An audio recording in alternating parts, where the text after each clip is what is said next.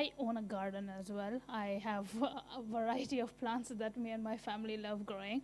And one of the big issues is that when you have a small apartment in Tokyo, space is one of the biggest issues. As much as I would love to fill my balcony with 50 pots and plants, we're going to have a jungle in the middle of Tokyo. What is one of your best favorite solutions for space? Solution to that sort of basically realize that plants like sunshine. The best place to grow plants is sun shines most. So if you have a long balcony, look for the part of the balcony where the sun shines most. It might not be your balcony, depending on if you are on the dark side of the building that doesn't get much sunshine. So basically look for the sunniest part and put most of your plants there. And many people don't have any space to grow food that would be suitable to grow food. So what I basically recommend to them is basically talk to your friends, talk to your workmates, talk to your neighbors and ask them, do you have some sunlit space on your rooftop, on your balcony, next to your house, next to your office, in someone's unused car park, for example? So let's both grow food together. And if you can do it yourself, you could say, I can teach you how to grow food on your rooftop, for example. It might be your friend's rooftop. And then